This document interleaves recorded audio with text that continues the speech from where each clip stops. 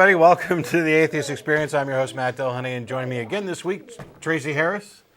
And that was Ted Haggard is Completely Heterosexual, which has nothing at all to do with our special War on Christmas episode. And oddly enough, I don't think we'll actually be spending much time on Christmas because it really doesn't matter that much. Okay. So lots of other things to do. This is the final Atheist Experience show of 2007. We are live. It's, I don't know, where'd the date go? What is the date? The 23rd? Yes. Today is the 23rd. It's the day before Christmas Eve. It's December 23rd, 2007, final show of the year. We'll be back again starting in January for a new 2008 season. Unlike all these other, lame TV shows that you guys watch, we don't just do like 12, 20 weeks and then stop. We go full 52 weeks and we try to do 52. I mean, occasionally we get preempted by Mormon conferences and studio closures and nonsense like that. But we do what we can. And so we'll be back in a couple of weeks. We will not be here next week, as a reminder. We're taking next week off to prepare for the New Year's debauchery and other events. But welcome, as I said. This is a live public access television program sponsored by the atheist community of Austin. We'll have a telephone number up for you shortly so that you can call in.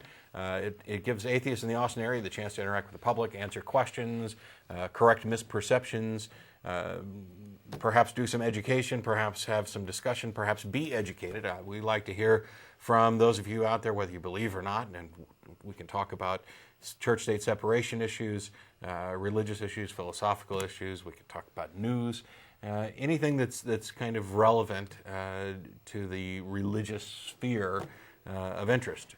And on that note, we tend to have topics on the show, but you're not restricted to a particular topic.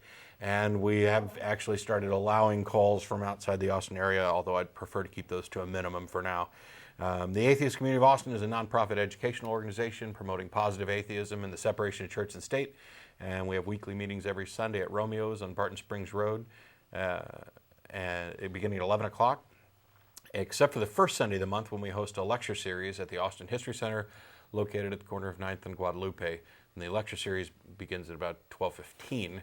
The January lecture will be ACA member Don Rhodes talking about the free-thinking settlers of the Central Texas area. And February's lecture will be Mark Lowy talking about black body radiation. So we cover kind of a broad spectrum. We'll hit science, we'll hit religion, we'll hit whatever we can. Anything that we feel is going to be beneficial to the public, to ACA members, to anybody who wants to come. In addition to this television program, the ACA also sponsors a bi-weekly internet audio podcast called The Nonprofits. That's PROPHETS. For more information, you can visit the website on your screen right now, nonprofitsradio.com. We were live last week. We will be live again on January 5th, I believe, is the start of the new season of Nonprofits. In conjunction with that show, we run a chat service. We don't take live phone calls on that program, but we do run a chat service, and a lot of the listeners have been participating in there, so you can talk to other people who are listening to the show live. But if you're not able to make it to the show live, and that's every other Saturday from 2 to 3:30-ish, because we occasionally run over. You can also download that as a podcast or MP3. The audio portion of this program is available for download as an MP3 and in OG or OGG Vorbis. But also the video portion of this is now available on Google Video. We've got about 4 years or more of content up there right now. You can go to atheist-experience.com, click on the archive link, and that will open up a page, and you can actually expand that, click on any of the links that say video, and it will direct you to the Google Video portion of this site, or of this program. In addition to the weekly meetings that the ACA has on Sundays, we also have a number of social events throughout the week, including Atheist Happy Hour every Thursday at the Dog and Duck Pub, located at the corner of 17th and Guadalupe. That begins around 7 o'clock and runs till everybody decides to leave. All of our events, and by the way, after this program's over, everybody involved gets together and goes to IHOP at the corner of I-35 and Cesar Chavez. This will be our last week at IHOP. We're closing out the year there. And beginning with the first show in January, we're going to be shifting to a new location, which I guess they're going to get the graphic up on the screen, El Arroyo on 1672 5th Street. That'll be starting with the January 6th program. So we're going to change where the dinner is. If you want to have some Mexican food instead of pancakes and eggs, you can come on down and join us for that. Anybody is welcome at almost any of our events. You do not have to be a member to attend. All you need to be is an atheist or atheist friendly, which means you're welcome to come down if you're a Christian, a Buddhist, a Muslim, whatever, as long as you're not coming down to preach, proselytize, or provoke. And if you want to tell us why you're right and we're wrong, you can call into the program. We'll have the number up for you shortly, and you're free to do that. As a last bit of kind of news and information for ACA members, you should be shortly receiving the January edition of the newsletter in a week or so. But as always, we would like to put a call out to any ACA members and other people in the Austin area. If you're not an ACA member, you can go to the website for more details on how to join or what's involved with joining if you'd like to join. And you can also talk to any of the board members at any of our meetings. But for those members who are listening and watching, if you'd like to write and submit items for the newsletter, whether it be kind of a personal testimony story, a take on a news item, a book or movie review that you find relevant to that, you can email editor@atheist-community.org, and that goes to myself, Don Baker, Tracie, those of us involved in the newsletter, and we'd be happy to hear from you and save up some content for the newsletter. So how you doing? Good. Enjoying your holidays? So far. Yeah. The last week there was, Stan, who has his own show and calls into ours on occasion, was kind of making the claim that we were somehow hypocritical, right, for celebrating Christmas, even though we don't believe in God. And I kind of dropped the ball on that a little bit, because it's not really Christmas that I'm celebrating. Christmas is the label that gets put on this season, and I don't celebrate Christmas in the Christ Mass sense of it at all. And to say, but I do appreciate the good things about the holiday season, getting together with friends and family and relatives, taking time off work, dealing with things that are more important than the grind, perhaps exchanging gifts if you want to, decorate a tree if you want to, have your Grinch, little thing if you want to. We got a piece of viewer mail about that I thought summed it up pretty well. One of the viewers wrote in and said, I can sing Here Comes Santa Claus without believing in Santa. Yeah. And also, and what I actually responded to that was where I kind of dropped the ball last week, was I understand coming from a Christian perspective how somebody could say that, oh, that's hypocritical. But that's kind of like saying that I'm a hypocrite for not going to work on Sunday. The reason I don't go to work on Sunday is because that's one of the days off that I have. It has nothing to do with your religious day of the week, any more than my taking Saturday off or your taking Saturday off means that you worship, that you're Jewish. Right. If a Jew doesn't go to work on Saturday or Sunday and a Christian doesn't go to work on Saturday and Sunday, are they both worshiping each other's God? One thing has nothing to do with another. By the way, on a slightly related note, the modern work week of 5 8-hour days or a 40-hour work week was a change that occurred near the end of the 19th century. And one of the people who was most critical in pushing for this change was Robert Ingersoll. Among all of his lectures in opposition to religion and theological claims, he had another brilliant lecture, which was, I believe, called 8 Hours Must Come, which was basically a rational, secular argument that, yes, despite the fact that we give people a couple days off, we should be encouraging an 8-hour work week that has... because it allows people to spend time with their family, so that people aren't living just to go to work, and they're not working just to be able to live. That there's some kind of balance so that we can foster the kind of society that is actually productive and good for everybody. So it's cool that he was involved with that. Yeah. So what have you got? What have I got? I think you had some things. I've brought in sort of a hodgepodge. I'm going to save the crazy stuff for a little later. Well, it's up to you. I have a kind of a selection of things. I've got some viewer mail again, and then also I brought in some things from a viewer named Amir, who that's a rarity because he's an ex-Muslim. So first of all, we don't get contacted by many Muslims, and second of all, to get contacted by an ex-Muslim is extremely rare for our list. So I felt Well, like... I doubt I'd be contacted by a current Muslim because they'd probably be pissed off that I've named my coffee cup Muhammad. Maybe. Well, I mean, I did engage in dialogue on one Muslim who wrote to the list, and that was Nabil, and that was like a while back, and he was extremely polite, I thought, even up until the time he left. And I think when he finally signed off, I promised him that I would, get a copy of the Quran and give it a read.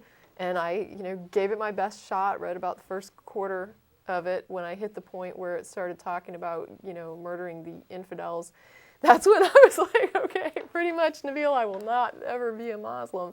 But, beyond that, he was polite and just wanted me to read the Quran and give it a look. But with Amir, it was just interesting to see somebody that wrote in to, I think initially he just wrote in to have some comments about the program, asked if there was anything he could do to help us out, really liked what he was seeing. And I'll just run through like a little bit, and if we end up with more time towards the end, we can go back and look at it more in depth. But he gave himself like a brief, like a little brief bio. He says, "Let me briefly say where I am coming from. I was born into a progressive, devout Muslim family in Pakistan." So this is not, this is basically moderate Muslim, not nothing extreme. Education was a high priority for us, and indeed, after my BSc, my parents sent me to Germany to study physics. I earned a PhD from the University of Heidelberg and later was a research scientist at the Max Planck Institute for Nuclear Physics. Eventually, I ended up joining, well, I won't give too much information, but he joined a faculty at another university and is now retired. He says he's very knowledgeable about the religious practices and culture of Pakistan, and during his college days, he gradually turned into a closet atheist. Now I've been a U.S. citizen for about 40 years. So for him, his main thrust was about children, and he wanted to talk about the idea of indoctrinating children into religion, especially from his perspective coming out of Pakistan and what he knows about Muslim indoctrination, and wanted to discuss that a little bit, which I have nothing to add to that conversation, being, right, knowing only what I hear on the news. And so I was more interested in hearing what he had to say and what his experience was with it. He says, I recalled how in Pakistan children were brought into Islamic faith. Basically, parents sent their children to religious clerics to be taught Quran and Islam. Prominent themes were fear of God, punishment or reward in afterlife, etc.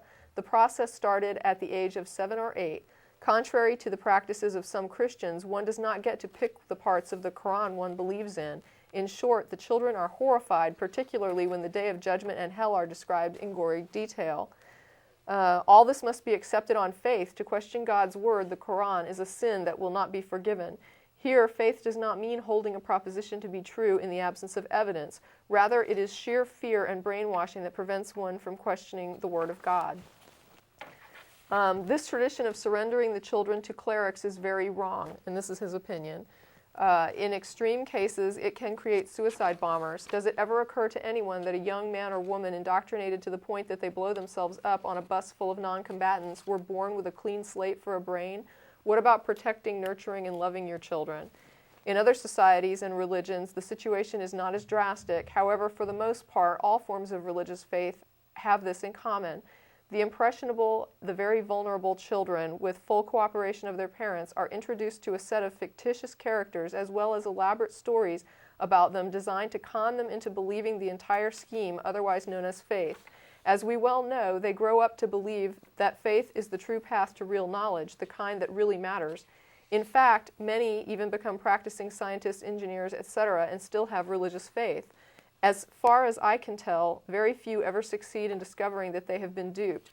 Most of them eventually turn over their children to the church of their faith, and so the cycle continues. And he did point out that it's very interesting to note that children, by and large, end up as adults following the religion they were taught as children. Sure. And that doesn't matter what you're taught as a child. I'm not saying that there's no exceptions, but the reason that congregations don't die out and it doesn't streamline into a single denomination is because all of these denominations are indoctrinating their children, and they continue on that way. And I remember growing up and thinking how my religion is right and all these other religions and all these other denominations are wrong, and now looking at that and saying that's what all of them by and large, are thinking. Right, and within, for example, Christianity. I mean, this is incredibly common. I've heard a number of times, and there's the old adage, if this religion was good enough for Mama, it's good enough for me. There's even a hymn where it was good enough for Moses. It was good enough for Moses. If it was good enough for them, it's good enough for me. It kind of breeds this. You're part of the club, and these are your ancestors, and they had insight, and they wouldn't lie to you. And as a matter of fact, I got it during the time when I was having, I can't really say conversations with my parents. After my parents had discovered that I was an atheist, one of the mails or cards that my mom sent me, which I understand the sentiment and it's nice in general, basically was like, I believe there is a God and Mom wouldn't lie to you. I don't think Mom is lying. I have no doubt that she believes. I don't believe. And the fact that Mom believes something simply isn't good enough for me. The fact that anybody else happens to believe something isn't justification for me, whatever their reasons may be. Now, if they have good kind of empirical evidence, rational argument to support what they believe, then okay, now we're talking about something that's justified. But just saying, oh, I believe that it's true, take my word for it, that just doesn't work. Right. But Michigan. yeah, we're going to go ahead and interrupt real quick to take a call because we got Brian calling from Michigan.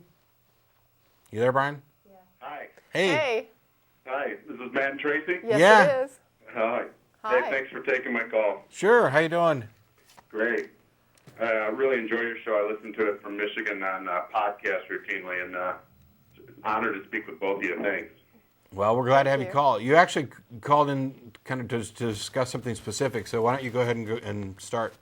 Absolutely. I'm an atheist, and I have two siblings that are also atheists as well. We're in our 30s and 40s now, so we've been atheists for quite some time outside of our church.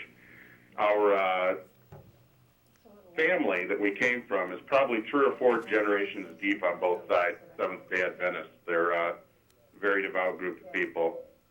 And a unique situation, that I'm sure it's not unique, but to us it's new. My father was diagnosed with a glioblastoma multiforme high-grade brain tumor, inoperable in September, which gives him a very short period of time to live, probably 3 to 6 months, and is progressing faster than they'd even thought. So we don't expect him to be with us for very long.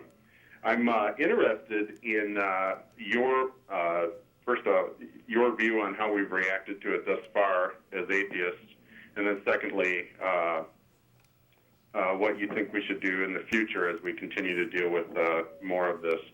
To this point, my brothers and I have chosen not to do anything that would not support my mother in her beliefs and in her faith. We typically don't lead in prayer or do anything like that, but we'll take part in any kind of religious ceremony that she asks. We don't contradict anything, despite some of the family trying to proselytize to us while we're there. So I'm just wondering if you think that's the right thing to do, if you think that we should be standing up for ourselves out there. In my opinion, you're doing exactly the right thing. Yeah, I agree. I agree. I think that there's a time and a place to sort of make your stand and make your point, and sometimes, it's. I would never want to usurp an event like someone's life ending with my agenda to, advance atheism or to stop somebody from advancing their religion at me. You're basically saying that you're being a concerned person, right, and a thoughtful person to say, I can be big enough to allow you to express whatever gives you comfort, even though I may not agree with it. I'm just going to let this slide because this is a unique situation. The other aspect of this, from my point of view, is that I don't really see how doing things differently, for example, of touting atheism or attacking the religious beliefs of your mother could possibly prove productive and positive at all. I mean, if let's say that through this ordeal, as your father is suffering and facing death, You did manage to somehow convince your mother that her religious beliefs were wrong. What exactly have you managed to accomplish? This kind of the shift from a religious mindset to a secular one isn't one that necessarily happens quickly for most people, apart from some handful that were raised that way or had some epiphany. It's a process, and one part of the process is if you've been raised religious, if you've had religious beliefs for a long period of time, and then you abandon those religious beliefs, as I did, and you have, and Tracie has, and others. One of the things you have to do is spend time considering situations to determine, okay, well, my belief used to be this, but it was, the basis for that belief was bunk. So now I need to find out if the belief was right or wrong, what the correct belief is, what my new belief is, and what the justification for it is. And that includes things like, how are you going to deal with grief and the loss of a loved one? And the exact wrong time to be doing that is while you're in that process. And so I think that, I don't see how anything positive could possibly come of making any kind of deal about this. And I don't even do it, I generally don't, granted I'm on television, I'm happy to have people call in, but it's not like I run around to people on the street and say, hey, I'm an atheist, do you still believe in that Jesus guy? I don't run around, when I go visit my relatives and counter every nonsensical statement they say. And if we're sitting around in the living room and somebody starts talking about something that happened at church or how they think God has blessed them, I don't interrupt and destroy everybody's evening to say, oh, that's hogwash. It doesn't serve any kind of purpose. So yeah, I think what you're doing is the best thing you could possibly do. Support your mother in whatever way she needs to be supported. Okay, great. Yeah, it's too bad we agree on. I'd love to argue with you about something, Matt, but you know how much I love to argue. I wish I could say, no, go after her, attack her silly religious beliefs. But that's not the way I feel. That's not the way even I feel in general. Right. Not Right. just in this situation. Right. I don't attack my mom's religious beliefs. We've kind of agreed to just. She's not interested in discussing it, and okay, that's her choice. And I've said before. That even in doing this program, my goal isn't necessarily to deconvert people as much as it is to have discussions and educate. And if somebody comes out on the other side of a conversation with me and their faith and their belief is strengthened, that's fine. I can't control what's in somebody else's mind. I can only hope that something I've said may have mattered and that people may embrace reason eventually. I do think that, and we've talked before about how religion is good in helping people assuage their grief, but I don't think it's particularly good at helping people deal with grief or any other kind of traumatic event. What it can do is help you push away the pain or pretend essentially that the pain doesn't exist, or that the harsh reality isn't true, that as far as we know, once you've died, you're dead. You can alleviate some of that guilt by convincing yourself that people do live after they die. And that's one way to handle the grief. I don't think it's the best way, and I think that it sets up a mindset that is potentially harmful when trying to make decisions in similar cases. But yeah, when you're going through something like this is the exact wrong time to even think about doing anything. So I'm with you 100%. Okay. Just one more quick thing. What about future religious ceremonies that are obviously they're going to have a full ceremony at the church, and I'll probably be asked to read scripture or lead out in some kind of religious ceremony. What are your thoughts on doing that? Do whatever is comfortable to you, or? You have to do whatever you're comfortable with. I personally would probably have an issue reading scripture just because I would much rather put my own words up there. Like, I would probably rather say, can I just say a few words about Dad? Sure. Would it be okay if I give like a small eulogy instead of a scripture reading? Can I just kind of give some thoughts about Dad? Or, it's up to you and your family. You're the one that has to live with these people, and you have to live with yourself and what you can cope with. And if it doesn't bother you to get up there and read scriptures, I mean, if there's parts of the Bible you find inspirational, I mean, and you feel like you want to do that, do it. But for me personally, I would probably just ask if it would be all right, if Mom would be okay with me just saying, can I just talk a little bit about what Dad meant to me while he was alive? And actually, that's a great point in the sense that when you first asked the question, I had this kind of knee-jerk reaction, and just briefly that, oh, there's no way I'd go up there and read Scripture. But that's not true, because the kind of the funeral services and stuff it serves a whole bunch of purposes. One of them is to celebrate, hopefully, the life of the person who's died. There's also to help alleviate the grief that other people are feeling. There are lots of different purposes in here, and I have to think that if my dad died, and he is a Christian, and if I happen to know what some of his favorite passages were in the Bible, I would be willing to read them and say, this is a passage that meant something to Dad. There may even be a passage, as Tracie pointed out, that has meaning for me. I can't really think of any off the top of my head, but I'm not saying the Bible is without any merit. There are a few passages that I consider to be nice poetry, that have good sentiments. I could probably read almost anything from Ecclesiastes because it's entirely secular. It's dealing with how people treat other people, and it was written, we think, by a non-believer. So, it really comes down to what you're comfortable with. Okay. But I'd never get on TV and say that if you happen to read Scripture at your father's funeral, you're a bad atheist. That's it. You can't be an atheist anymore. We're going to kick you out of the club. But all joking aside, I really am sorry to hear about the situation you're going through, both with your father's illness and with potential conflicts on religious grounds with other family members. And I really think that you're doing, as far as I can tell, the best thing you could possibly do. And I sincerely hope that you guys come out of this on the other side better for the experience and closer as a family. Well, I appreciate that. Thank you. Sure. Thanks for calling, Brian. Call us back anytime.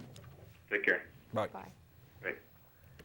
And we've got, actually, is it Phil? Yes, it is. How you doing, Phil? Okay. Fine. I just wanted to chime in on that last story that was from our friend in Michigan kind of touched my life a little bit. I had a similar circumstance. My brother died of a brain tumor about 9 years ago. And what happened was he was never a really religious guy, but after he was diagnosed and kind of was diminished capacity, apparently he had some friends from his earlier life that basically got him involved in the Pentecostal church. And he went basically really religious fanatic on me, I did everything I could. I read him scriptures while he was in his deathbed, basically. And so after he died, I was left in the unenvious position of trying to counsel my sister-in-law as to what kind of services to have.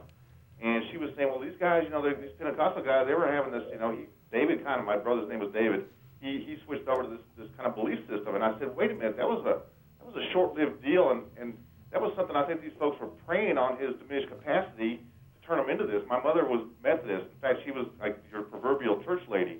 And so I had to kind of convince my sister-in-law to say, look, this is his lifelong religion, the Methodist, the more conserved, the more reserved of the two Christianities, as opposed to these Pentecostal fanatics. Sure. And try and get him to change her mind as to having this crazy speaking in tongues ceremony for my brother, as opposed to the more reserved thing that was more in the sensibilities of my mother. So I just wanted to pass that along that, at some point, even though I'm an atheist too, I had to kind of make the lesser of two, I wouldn't say evils, but, I would. Yeah, do what was, well, okay, you would, but do what was more in line with what our family observed, even though I'm an atheist. Right. Yeah. So I just wanted to pass that along and kind of put my 2 cents worth in there. Yeah, I haven't been in that situation, and by the way, I wouldn't actually say evils. I was joking, but I can certainly. It's difficult, and there's another situation that's going on or been going on for the past few years that kind of relates to this with regard to preying on the diminished capacity of individuals. And that's this whole nonsense with Anthony Flew, who was he is a famous or a famous former atheist from Great Britain. He wrote a book. We've got a book in the ACA library. I think it's called How to Think Straight, was one of the books that he wrote. Well, he's incredibly old now, and he's rapidly becoming senile. He's losing his faculties. And one of the things that happened was that in around, I think, 2000, 2001, he was convinced by some intelligent design arguments and came to the conclusion that there is, in fact, a God. And he decided that he was going to call himself a deist. Well, Richard Carrier, one of the, I think he has either owns or operates infidels.org, but he posts there frequently, knew Anthony Flew and talked to him. And there was this huge back and forth conversation about, did Flew have any justification for this? Well, we all kind of got rid of this in 2002 or 2003. Well, now it's resurfaced again because what's happened is they've written a new book about the world's most notorious atheist now believes in God. And it's claimed to be written by Anthony Flew, but it's actually ghostwritten by somebody else. And Anthony Flew doesn't recognize a word of it. He's not familiar with the arguments. He's gradually losing his mind, and it's sad. But what's more sad is that not only is he being preyed upon by Christians in particular, when he still, I mean, as deistic as he is, he still rejects Christianity in all of its forms. And yet they're using this and preying on him to promote their cause. So you've got an old man who's losing some of his faculties, who has accepted some fallacious arguments that he previously rejected on good grounds. His justifications now, he freely admits, are unjustified based on his previous criteria, and yet they're making use of this to say, hey, look, this big famous atheist is now a deist, which is just one step or so away from being a Christian, so you should be a Christian too. How completely dishonest is that? Not to mention the fact that they're taking advantage of this during his waning years. It's kind of appalling. But well, it is appalling, and that's one of the reasons I wanted to call and let other family members that may be similarly situated to be on the watch out for family members that are in this diminished capacity being preyed upon by these fanatics. Now, admittedly, the Methodist ceremony we had was Christianity, and I was the good brother and good son, and went along with it. It was a pallbearer and the whole 9 yards. But there's the other flip side of that is that you see it in these Pentecosts, you see it in a lot. And now, whether or not these people were intentionally trying to be nefarious in their methods and preying on them in a intentional sense, or whether or not they actually believed in it is regardless. But the fact is that here's a guy that lives 40, 45 years, and in the last 9 months of his life suddenly becomes this crazed religious fanatic. It's just beyond the pale. It's just outrageous. And so, that's all. I just want to chime in with that and wish y'all, happy days off. Thanks so much. Marry nothing. Exactly. That was a good cartoon. Thanks, Phil. Yeah, it was. Yeah, that was a cartoon somebody sent us from one of the online sites, I think. It was Atheist at Christmas? Yeah, it's like marry nothing, and I don't know. I saw that. It's funny. So I guess we'll go ahead and take one more since we're going. Is it Sue? Hi guys, how you doing today? Good. How you doing? Tracie, I think of you all the time when I think of the monotheistic God that we have, and the fact that there's so many gods in the Bible. But anyway, I wanted to say that being an atheist isn't about proselytizing, at least not for me. It's more about being comfortable in what I believe is truth and being an open-minded skeptic, which isn't contradictory at all. I mean, I would love to believe in things that people tell me about that I think are imaginary, but I can't because they're not proven. And there are times when it's just not important for me to let people know I'm an atheist. It's like, okay, they believe, and I'm not going to change them. And there have been times I felt like I needed to be more of a chameleon than anything else. I once had a nurse. I had had knee surgery, and I'm in the hospital, and she keeps pamphleting me every time she comes by with these little Christian pamphlets and telling me all these things about it. And I would just take the pamphlets and thank her and tell her how much comfort it meant to me because she was my caretaker. And I didn't want somebody that's my caretaker to be upset with me and think, this is a terrible person. She doesn't believe what I believe. And it just didn't seem important to me. Now, maybe because I don't believe in their God, I don't see that as a sin. So I don't see it as something bad to do. But I feel like not challenging people all the time isn't a bad thing. You know, sometimes let them be. Let them do what keeps their heads okay. For the most part, I'm in agreement with you. I think I act a little different. One of the things is that we take calls here. I don't make calls, although I have thought about it once. I need to call Shoreline. If there's anybody from Shoreline Church watching, please drop me an email and please tell your fellow parishioners not to put their bumper sticker on our Keep Austin Beautiful sign. We go out and clean up that street. We paid to put the sign up. We're the ones that are promoting, cleaning up that area. And I don't really appreciate somebody putting a Shoreline sticker up on there. Now, I guess it could be somebody who wasn't from Shoreline trying to a little espionage or subterfuge to create a war between us. But when you're talking about the hospital, I can certainly agree. You don't want to get in an argument with your nurse for the same reason you don't want to get in an argument with your waiter. Right. On the other hand, while I don't make calls, if anybody comes to me with pamphlets, and I don't care if I'm in the hospital or not, if they come knocking on my door or if they call into the show, I'm not going to just sit back quietly. That's just not who I am.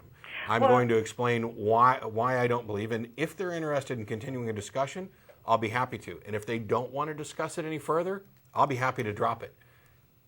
Well, with her, what I did was, occasionally question something she'd say and let her think about it. But I really felt like it wasn't the time. Yeah. It wasn't the time to cause a problem. Now, if I ever ran into her again, I might sit down and have some coffee with her and talk about it and tell her how I felt about the pamphlets. Yeah. But it wasn't the time. For one thing, I'm on morphine, Yeah, I'd recommend everybody avoid having deep intellectual debates while on drugs like that. Yeah. Well, that's all I had to say. Love your show, as always. Great. Thanks, Sue. Thank you.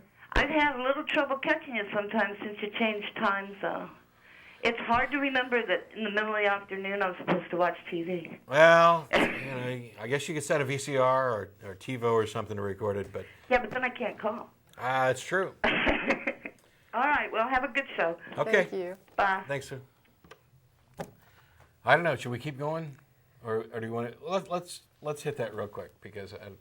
Oh, just some more of this? Yeah, continue, because it's interesting, and you've had a long conversation with this guy, so... Let's see. He says, I have wondered what the outcome would be if children were first taught that a claim can only be trusted after the evidence in its favor has been examined. Sure, there are fairy tales and fiction as a literary device, etc., but all that is not real. Of course, one must treat children in an age-appropriate manner. Once they are mature enough, one could tell them about religious faith. There is scant data on this, but I want to believe that the con game is not going to work as well. It would be like trying to convince a competent chemist that lead could be changed into gold along the lines envisioned by ancient alchemists. Yeah. And one of the things I don't want to get into my responses because I want to read as much of Amir's stuff as I can, but this reminded me of something when he said that. I said, recently there's been a flurry of Christian condemnation of the film The Golden Compass.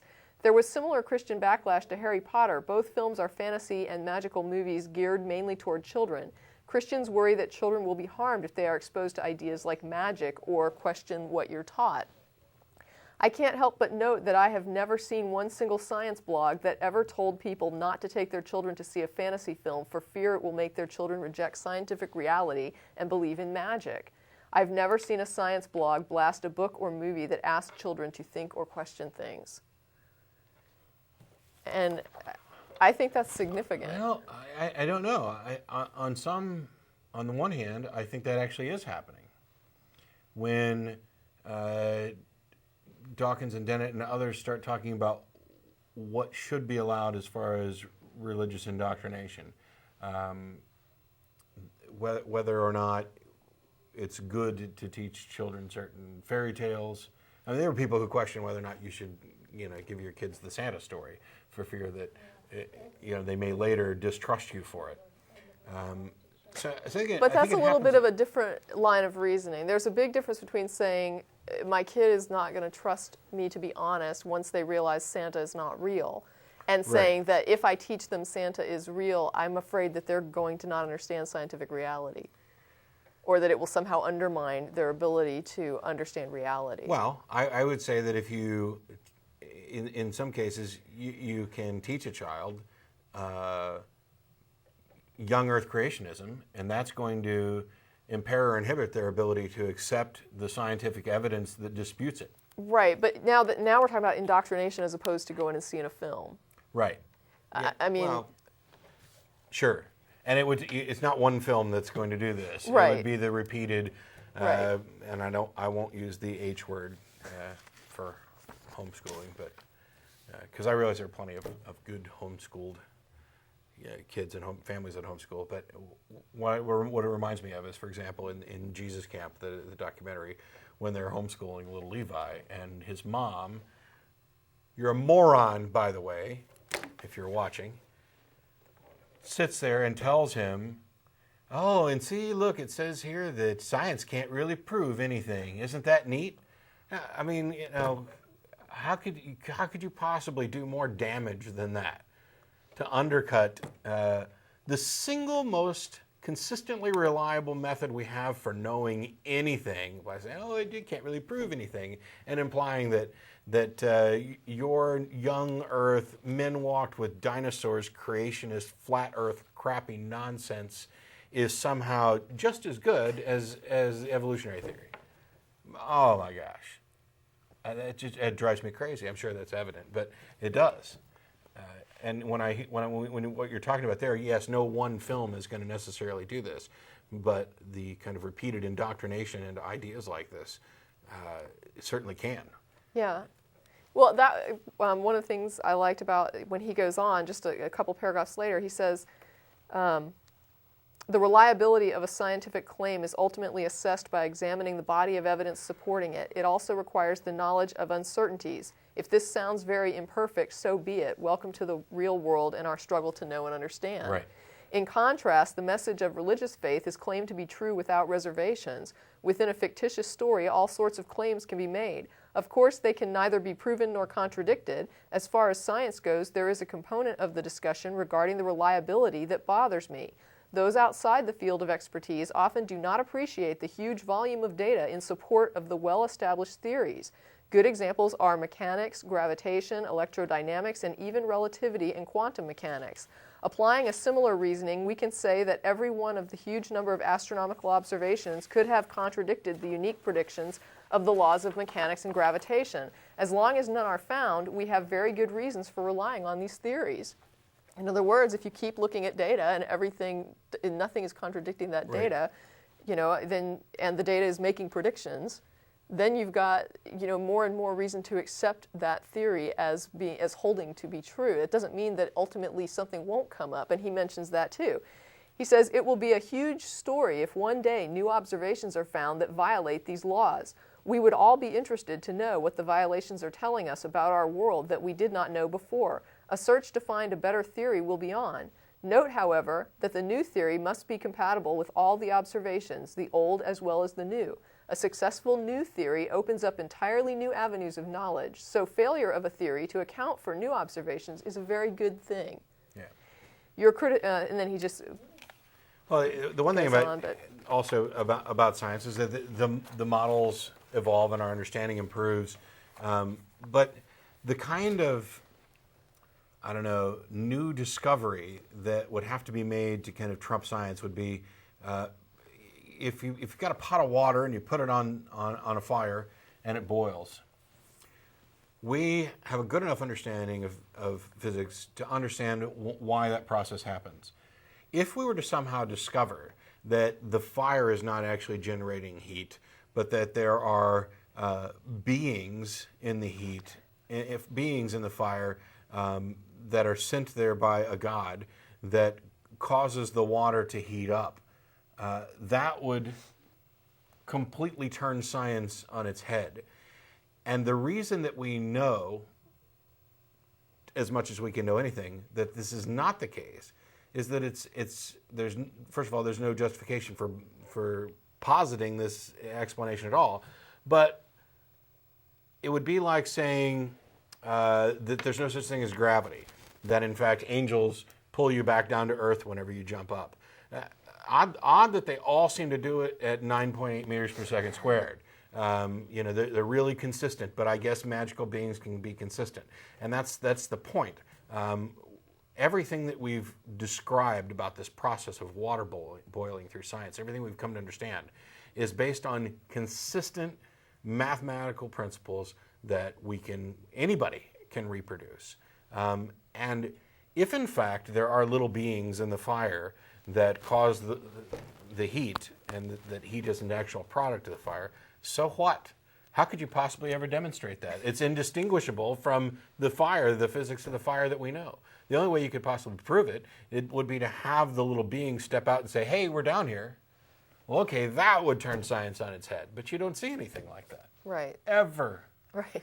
And for the people who accept the Bible, as evidently most of the Republican candidates do, based on that debate question, why don't you see miracles anymore? I mean, you take a look according to the Bible. I mean, the Israelites had pillars of smoke and fire parting the seas. They were fed manna from heaven and plagues and pestilence. And then Jesus walks on water and turns water to wine and raises the dead. And now It just takes one guy 3 days lost in the woods with his kids to get found. yeah, That constitutes today's miracles. It's really downgraded. yeah. Woo! I found my car keys. It's a miracle. Please.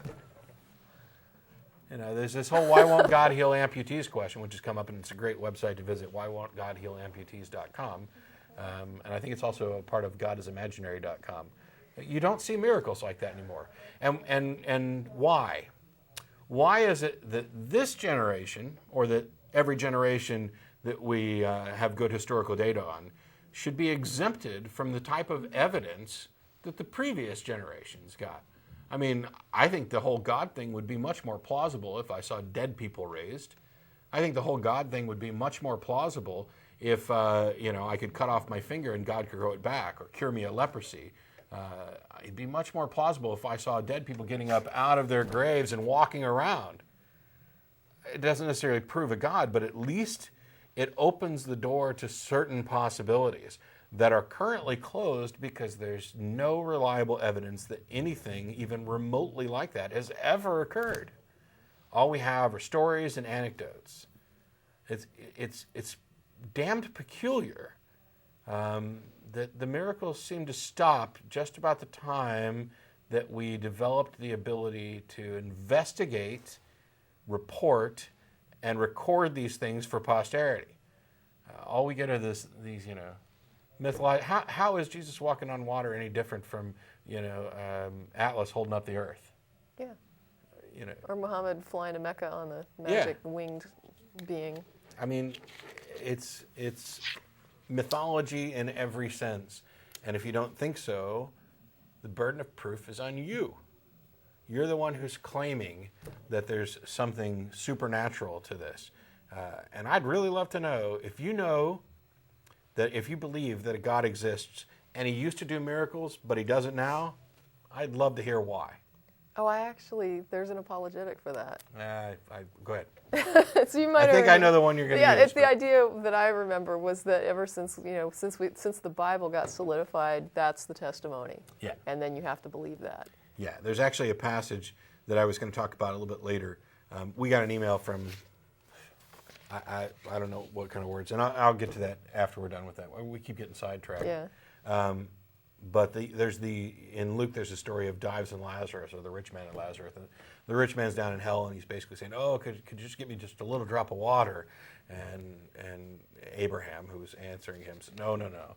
And he's like, "Well, could you send Lazarus back to warn my brothers so that they don't end up in hell?" And Abraham basically says, "No." they have Moses and the prophets to warn them. If they don't want to accept that, it's too bad. Big words from a guy that had dinner with God. Yeah. If Yahweh you know. came and sat and had dinner with me too, then maybe I would believe like Abraham. I can't believe that anybody could accept the idea that this God is infinitely just based on the acts that he does. First of all, the acts that are reportedly done at the hand of God, the greatest mass murderer in history, the greatest abortionist in history, all kinds of crazy stuff. But even if you disregarded all of that and said God is just, no, he's not. If you think he gave better evidence to some people and no evidence to others, not to mention the fact that if you think he's the divine, omniscient creator of the universe, who had options when he created the universe and knew the future, that he specifically chose to create the universe in which I was born at this time with no evidence and destined for hell. That's not just. But I'll get more to the just thing later. Did you want to take some calls? Yeah, let's do that real quick. Is it Steve? Yes. How you doing, Steve? Hey, all right. Hey, love the show, man. When I happened to stumble across it. Cool, thanks. Thank you. Anyway, this question's about the late great Alan Mary O'Hare, who I marched down Congress with back in the early '90s. Wow. Anyway, I just wanted to get your opinion on it. Like, I sometimes get caught up in conspiracy. I there's something need evidence. Your phone's kind of breaking up, so. Like I said, well, this is kind of a conspiracy theory. I just want to get your opinion on it. Do you really think that she was killed by one of her associates, burned her children, or perhaps maybe the church fundamentalists, something a little bit more than what we were told in the news? I have no idea. Yeah, me either. Have you never even considered it? Thought about it? I haven't. I'm not aware of any evidence that would point to who did it. There are certain suspicions. There were claims about money. I think there was something about I don't know, using coins or gold or something to launder money, or some priceless coins and something. But when you're the most hated woman in America, the list of people who might possibly stuff you in a barrel and bury you is pretty long. Right. Yeah. And I haven't seen anything that would qualify enough to make up my mind about it. I don't even have a suspicion as to who's most likely, because I don't think we have enough of the story. Well, I think Christians they'd be on the top of the list, wouldn't you think? I think there are some who might be at the top of the list. I mean, we certainly know that some people in modern times, in the name of Christianity, have done some absolutely hideous things, abortion clinic bombings and burning crosses and burning churches and dragging homosexuals behind your truck. And I don't know if Oklahoma City would really count, the Oklahoma City bombings or not. But in any case, there are people who will do just atrocious things in the name of religion and in the name of almost anything. I just don't know that there's enough evidence in the story to say one way or the other for anybody. All right, I just wanted to get your opinion, see if you had any insight on it. Sure. I wish I did. I wish he was still here because... what's that? Yeah, so you're going to be at Threadgills tonight? No, we're at IHOP tonight. I-35 and Cesar Chavez. Oh, IHOP, okay. And also, since you've reminded me, this is the last week we're at IHOP. Starting next year, we'll be going to El Arroyo on 5th Street. Hey, we don't need credits yet. We still got a half hour. We'll be going to El Arroyo on 5th Street starting in January. But tonight we'll be at IHOP, I-35, and Cesar Chavez. We're on the air till 4:30. We'll be down there around 5 and stay till about 7 or so. Any atheist or atheist-friendly person is welcome to join us, including you, Steve. All right, fantastic. Hey, well, thanks for taking my call. Sure, anytime. All right, love your show. Bye-bye. Thanks. We got, is it Pete? Yeah. How you doing, Pete? All right. How are you? Oh, not bad. I had a little input on what you were talking about earlier about what scientific proof do the Christians have that there's a God. Right. Well, if you look outside, you can see all the proof. The air you breathe, your body is made so complex I mean, how can it just poof one day and just everybody just was created or whatever you're saying? It didn't. It That's didn't what just the Christians poof. say. I mean, Christians. evolution. What you believe? Christians are the one who think poof one day. Well, I mean, the world just didn't. I mean, you're saying that the world was been here forever. I mean, where did it come from? What do you mean by the world? You talking about planet The Earth? universe. Oh, the universe? Yes. There's no reason to think that the universe hasn't always existed in some form. As a matter of fact, that's what's dictated by the laws of physics. Okay, well, like the air you breathe, everything that exists in the world. I mean, it's just to me doesn't seem like it would come from evolution, from man. You know, Air doesn't come from evolution. no, it doesn't come from evolution. But I'm talking about I don't see that it just. I mean, there had to be something that caused it to exist. Why? Because it's here. I mean, it just didn't. Why can't it have been? Why does it require cause? Okay, look at your body. I mean, look how complex your body is. The cells, your DNA. So all nature that, is complex. I just did not see that coming from evolution.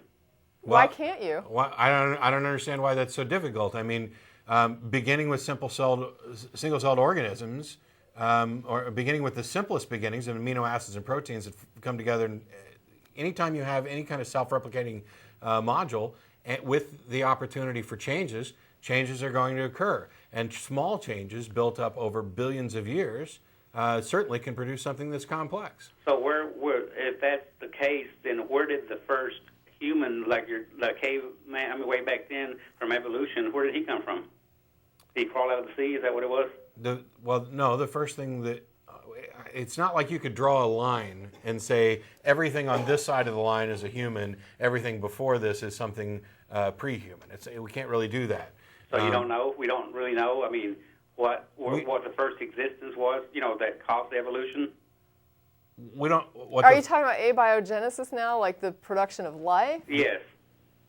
Okay. That's a different field. That's something completely different from yeah. evolution. Evolution only deals with life after it starts. Right, okay. But abiogenesis is the subject that deals with the creation of life from non-life. Do we know how it happened? No. Okay, well, that's But- what I meant. Where's the scientific proof of that? I mean, it leads to evolution, so where does that prove? Hang on. Okay. Do we know how it happened? No. No. Do we know how it can happen? Absolutely. Theory. No. This has been demonstrated scientifically in experiments. The Miller-Urey experiments demonstrated that life from non-life is possible under purely natural conditions without any supernatural intervention. But there's no scientific proof of that. No, that is the scientific proof. That's what I'm saying.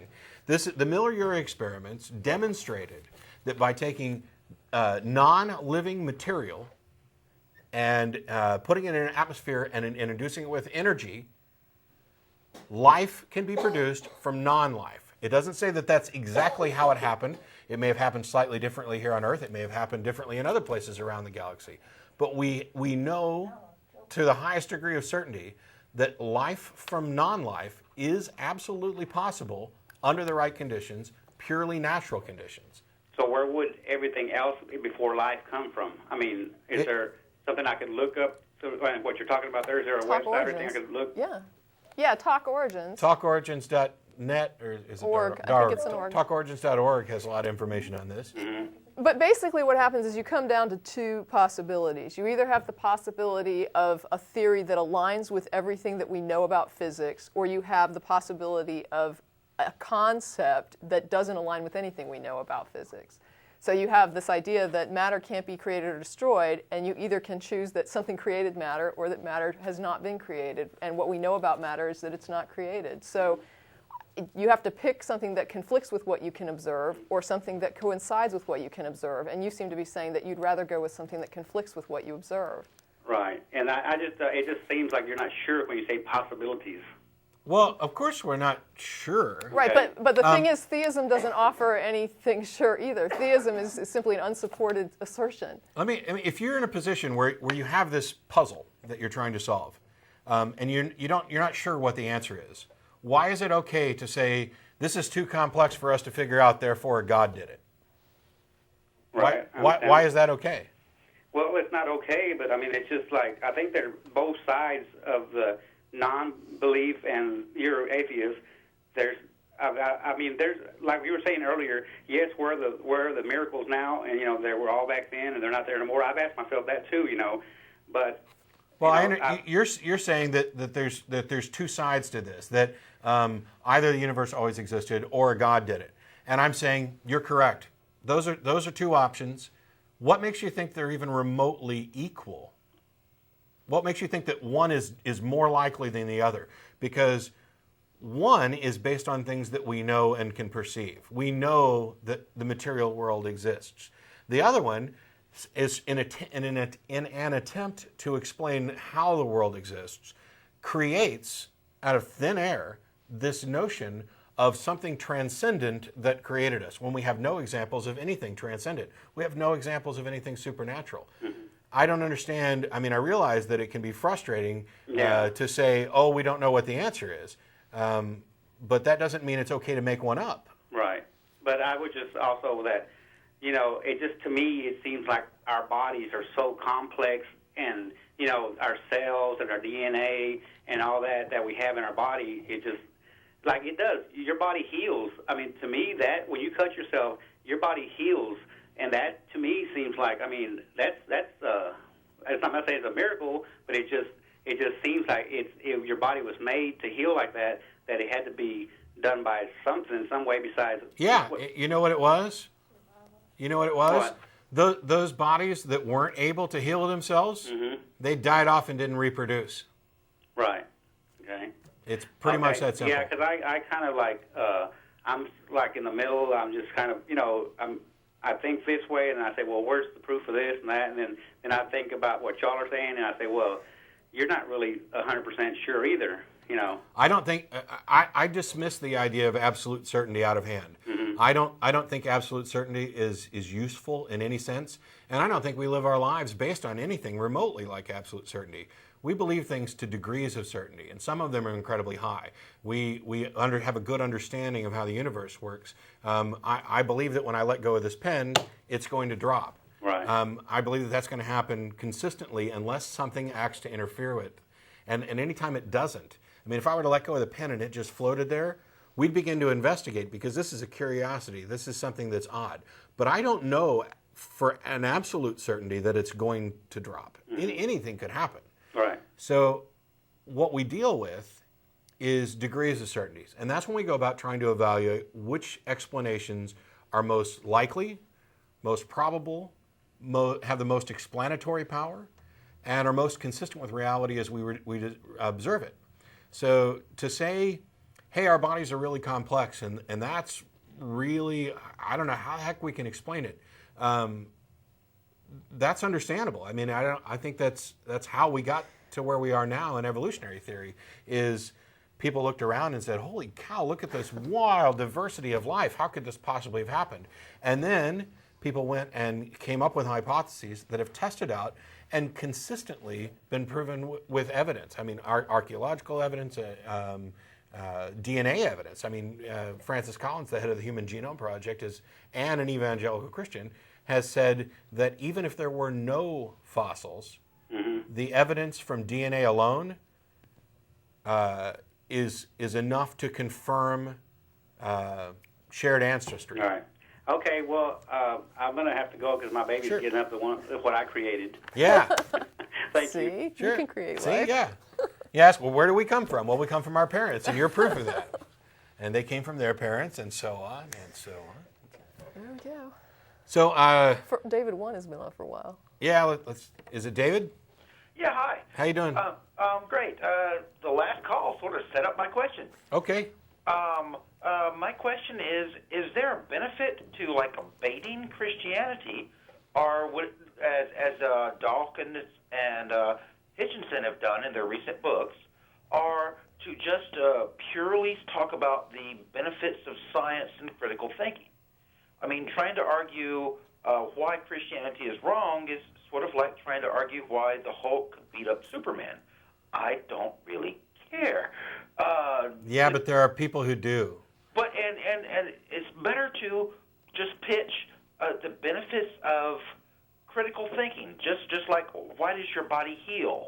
Well, okay, you could go into a detailed description about platelets, white blood cells, cell regeneration, or you could try to create a society where we had science education. Like in Texas, we just recently, have done a step backwards in science education. Yeah. Yes.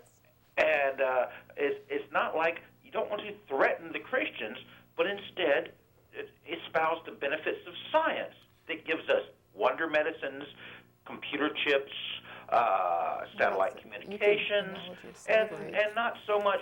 We don't have to say there is no Jesus. Just have to say, well, all right, whatever. But look, here's physics, here's chemistry, here's biology. I don't think it's enough. There's just something that I'm thinking of right off the bat is the slavery issue. Would it be enough to simply tout the benefits of freedom, or is it okay to condemn slavery? That actually, slavery is something that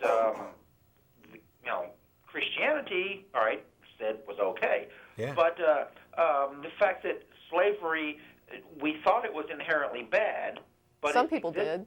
Well, it's existed since the beginning of time. So maybe it was one of those things that humanity eventually evolved enough to get rid of.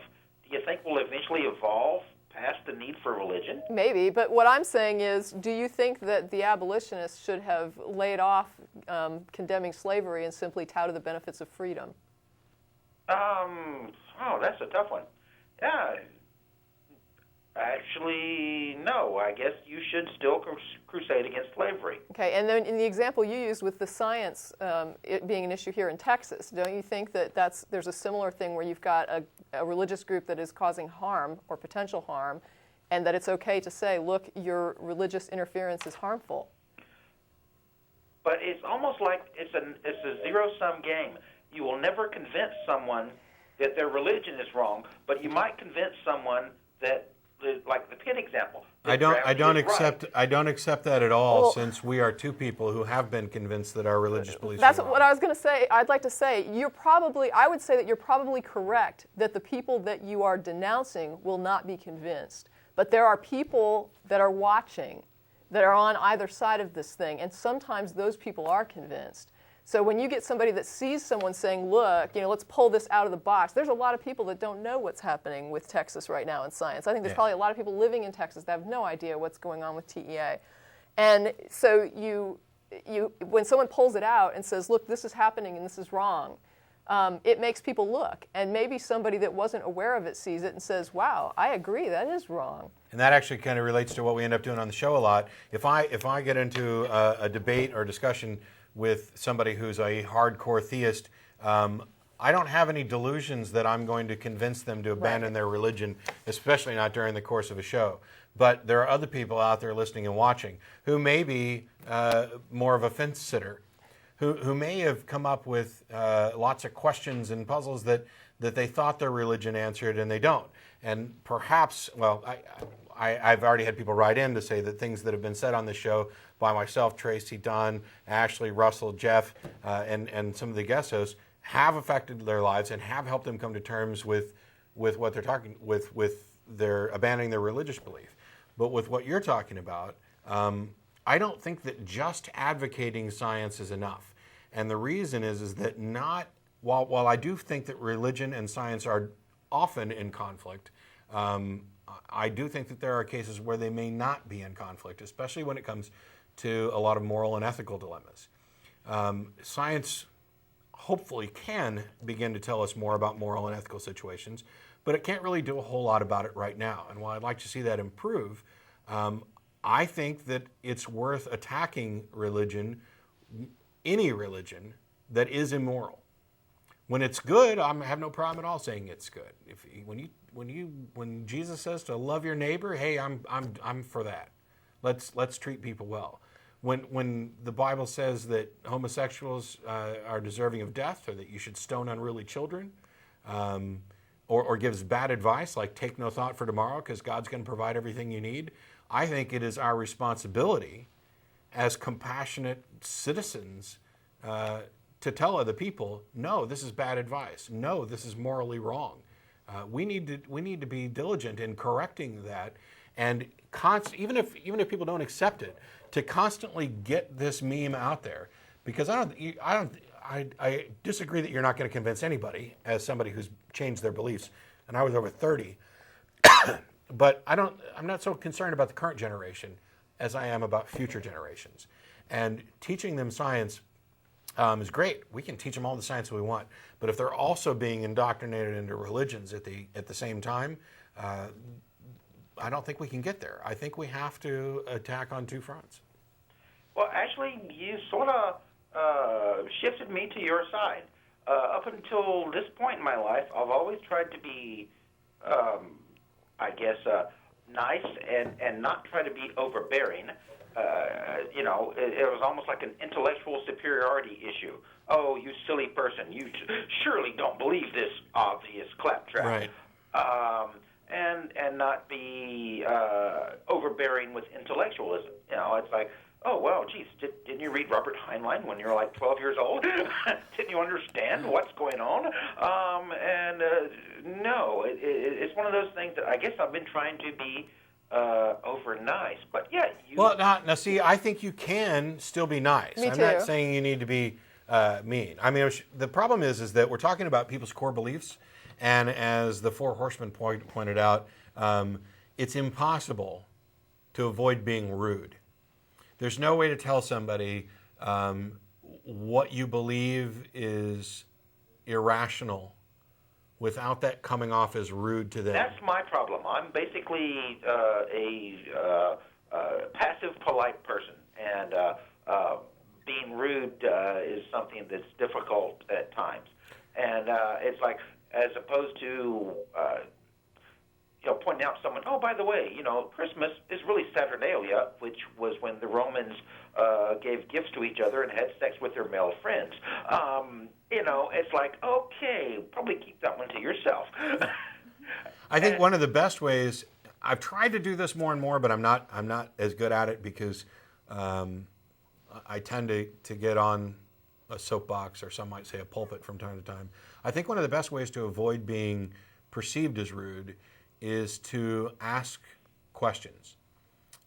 When having the discussion, ask the questions that encourage the person you're talking to come to the conclusion you're trying to reach on your own. It may be cheating a little bit, but when I'm sincere when I do it. When I tell people, not only do I want to know what you believe, I want to know why you think I should believe it. That's a question, and it's one I'm genuinely interested in. If it's when somebody calls in, we'll repeatedly, like the caller before, who said, well, it couldn't all just been here. Well, why not? It's not a matter of saying, no, you're wrong, it could have always been here.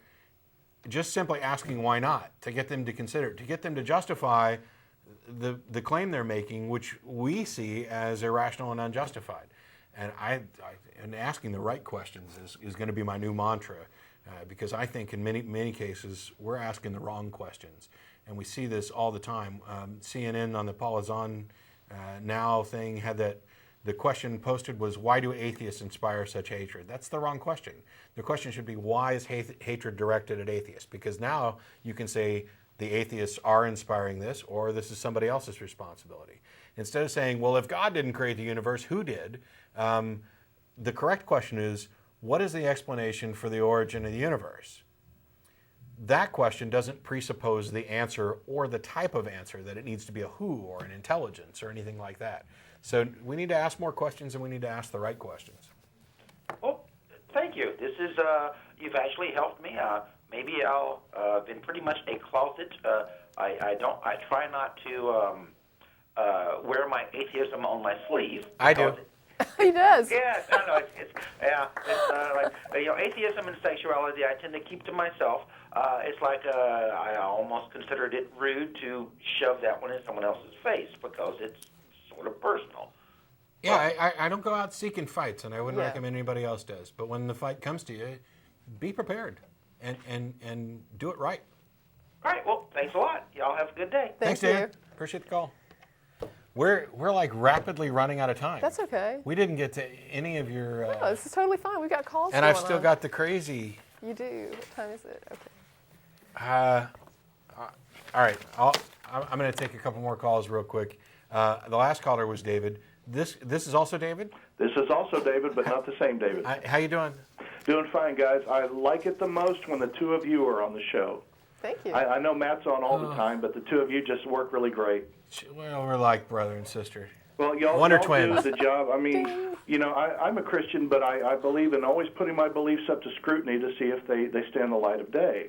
And you guys do a great job of that and make me think, and I really appreciate you guys for that. Well, Thank you. like I said earlier in the show, if you come out with strength and faith, then good for you. I'd really like to know how and why, but I you can and appreciate I just had a whole day to sit down together and talk. It's almost like looking in the mirror when I see you anyway. You and I look so much alike, Matt. You have a twin. Yeah, which is not a compliment to you, I'm afraid, but oh well. I didn't take it as one. Well, I know there's not much time. I'm going to try to be as quick as I can. And I always get so unchristian when somebody in front of me takes a long time. I'm sitting here going, God, would you hurry up? God, would you please? It's usually me rambling on for way too long, but go ahead. It's okay. I just wanted to point out two things to you to take a look at later, because you had talked about how you didn't really know of any documented cases of healing. And I want to point out two places you might go and look. One of them is www.noetic.org. That's NOETIC.org.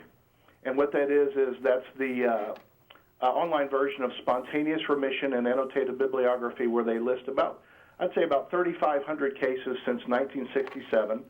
And then from the International Medical Committee of Lords, LOURDES, from you got to be kidding me. European Medical Community, You got to they be have kidding about me. 57 cases Okay. as of 2006. See, here's the thing. And First then I of want all, say something else real quick in a minute. Sure. First of all, we just got done talking about how the human body can heal itself a little bit. It should come as no surprise that some diseases go into spontaneous remission for the same reason that cuts can heal. And they don't need God to do it. They don't, Correct. yes. So I don't see how any of that is evidence of a miracle of a supernatural nature, if we have a natural explanation for how it can happen. And even if we're not precisely sure how a particular case went into spontaneous remission, there's no justification to claim that this was caused by a supernatural agent. And with regard to the Lord's thing, they've been hawking the holy water from there and touting all kinds of miracles, and no reliable scientific investigation has ever confirmed that anything miraculous has ever happened. Well, they are Catholics. And what has happened, which is why I got so bothered as soon as you mentioned Lord's, is that this draws people to their site to pray and beg and drink this holy special water instead of seeking the medical treatment that might prolong or save their life. I think it is an abomination. I think given the thousands and thousands and thousands of people who travel to Lourdes to do this every year, to have 50 cases that still don't prove any supernatural intervention.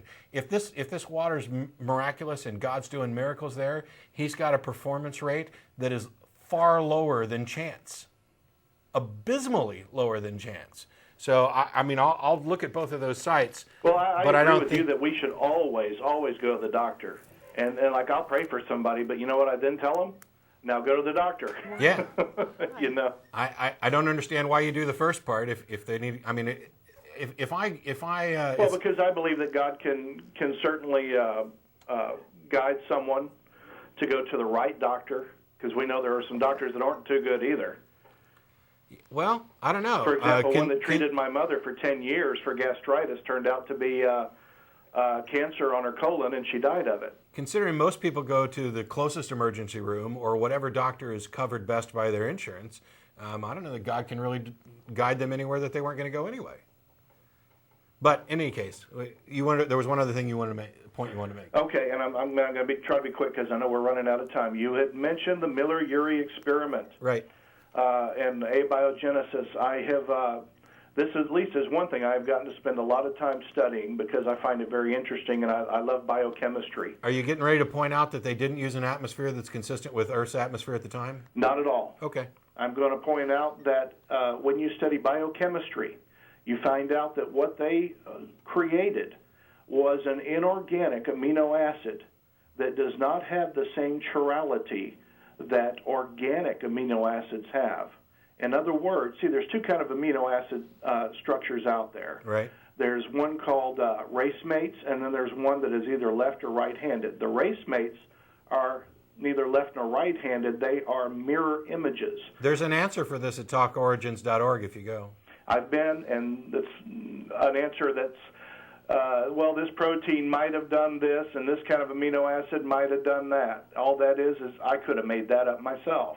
Well, the point, I mean, we already know that their experiment wasn't consistent with the I've atmosphere. been all over Talk Origins, yes. Yeah, the point is that there's no reason to think that it is impossible for life to arise from non-life under the right conditions. The fact that we haven't found the exact conditions that were available on Earth or produced the exact proteins that arose on Earth is irrelevant to whether or not we can produce the basic building blocks of life from non-life. To believe that it did happen without intelligence being required is believe me, we're talking about such an incredible amount of faith, you might as well believe some intelligence has something to do with it. No, the faith is in believing that there's some intelligence that is so vast and transcendent and, oh, by the way, hidden, that it could do this. And why, if this intelligence exists, would it create single-cell amino life and let it evolve over billions of years? That's not what happened. And you have we didn't evolve? And for that part of it, that's all nothing but speculation. What speculation? That we began with nothing but a single-celled and then went forward from there. Not until you come up to worms and sponges do you have anything to base anything on. Anything before that is absolute speculation. First of all, and also the Miller-Urey experiment, the part they don't tell you is that they didn't just make these inorganic amino acids inside of there. They also made a big yucky bit of toxic mess that would kill life. They tell you that. Don't pretend like they don't tell you that. They tell you that. Their results are published. Not in my textbook when I was growing up, it didn't. The thing is that they don't put it in the textbooks. They may say it at Talk Origins, but not to our little children growing up. They don't, which they should. The purpose, and I bet you agree with me on that. I think the results are public. I think that what else was produced in there is irrelevant to the point that we're trying to make. And the point is that religions assert and theists assert that life from non-life is impossible and absolutely absurd without the intervention of intelligence. You just basically said the same thing yourself. No, I say that the evidence for it is extremely lacking, and you said it takes more faith. Chances are extremely low. Then isn't that what I just said? No. Okay. You said impossible. No, I said absurd. You did say the word impossible. I'd have to go back. back. If I said impossible, then I'll take that back. Thank you. What you're saying then is that we're so much alike. We're very exacting. Is that it is more plausible that some transcendent intelligence did this than that it could occur naturally. And now we're talking philosophy instead of science. No, we're not, and that's the thing. We're still talking. We're down to what stop. You consider to be more plausible. Stop. It's not a personal decision about what's more plausible, and it's not philosophy. It's science. And one of the elements is that we can quantify knowns, and it is always wrong to hypothesize an unknown to explain a known, especially when we can explain knowns in terms of knowns. When you quantize knowns, you know what the chance is for and against. No, not necessarily. I mean, life insurance wouldn't even be in business if it weren't for that. I don't know that this necessarily applies in all cases. What I'm saying is we have known entities and we have possible explanations. And what you're saying is that it is more rationally justified to posit the existence of a transcendent intelligence, which we know nothing about and could not possibly know anything about, than it is to accept that this is possible by natural means. Take out the word transcendence. Just greater. Greater. Now, when we're talking about the beginning of life, being here on Earth, there's a much greater chance that some other life seeded it here than there is that it spontaneously generated on its own. How can you say that?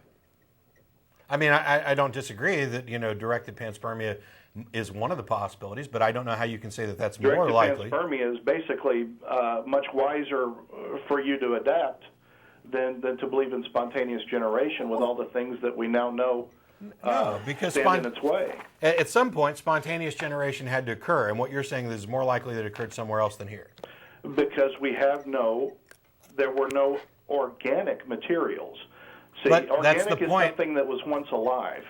That's the point of the Miller-Urey experiment, is to demonstrate that the building blocks of life, that organic material, can possibly come through natural processes from inorganic material. And I just told you that they didn't produce the type that can It doesn't make life. matter what type they produced. What matters is that they produced organic material. No, they didn't. Yes, they did. No, they made race mates. Race mates have never been found in life anywhere at any time. It doesn't, oh, you're still being narrowed to they didn't produce the same type that is here on Earth that is the building block of our life. That's not the point. You're It missing should certainly be. No, it's not, because we're talking about organic from inorganic, not specifically how life formed. We've meant from the get-go that the Miller-Urey experiment does nothing to demonstrate exactly how life formed on this planet, or if it formed on this planet. When you first talked to that other caller, you made it quite clear that you believe that experiment pretty much showed that we've been able to make the building blocks of life. And Because we it have not. does. Inorganic amino acids are not the building blocks of life. I don't accept your claim. I'll They look are up. race I mates. don't accept your claim. We got to take this offline. Then you're going to have to go to biochemistry and do a little study. I have, and that's the other thing. But anyway, I'll go look up some more information later. All right, my friend. I do appreciate that you're there. Thank you so much. Yeah, thanks, David. We got like a minute or some change. There's actually another David. Yes, unfortunately, I don't think I'm going to have enough time to make my point. I mean, I was going to talk to you about why there are no more miracles, but like I said, I'm not sure I have Yeah, enough time if to you make can't the do it in point. like 15 seconds, then we're not going to get to it. Yeah. I tell you sorry. what, Like I said, if you I want, don't- email tv@atheist-community.org. I'll be happy to read your email and even talk to you, offline and email or on the phone if you want to. I mean, I have a genuine interest in things like this, but yeah.